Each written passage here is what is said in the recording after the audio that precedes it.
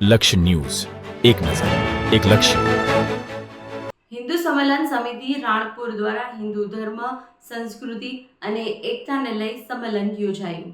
બોટાદ જિલ્લાના રાણપુર શહેરમાં હિન્દુ સંમેલન સમિતિ રાણપુર મંડળ દ્વારા ખાદી ભંડાર હોલ ખાતે હિન્દુ સંમેલન યોજાયું. સંમેલનનો મુખ્ય હેતુ હિન્દુ ધર્મ, સંસ્કૃતિ, એકતાનો સંદેશ સાથે રાષ્ટ્રીય ચેતનાને મજબૂત બનાવવાનો રહ્યો.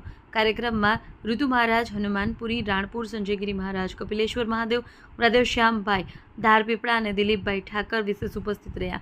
તમામ મહાનુભાવોને ફુલહાર અને શાલ ઓઢાડી સન્માનિત કરવામાં આવ્યા.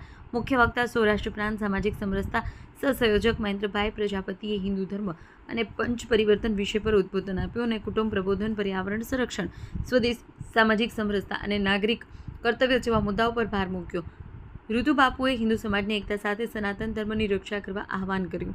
કાર્યક્રમ દરમિયાન માતૃશક્તિ દ્વારા તલવાર રાસ રજૂ કર્યો. વિવિધ સેવાકીય સંસ્થાઓ તથા ગો આધારિત પ્રાકૃતિક ખેતી કરતા ખેડૂતોનું સન્માન કરવામાં આવ્યું. અંતે ભારત માતાની આરતી સાથે કાર્યક્રમ પૂર્ણ થયો. રિપોર્ટર અજય પરમાર.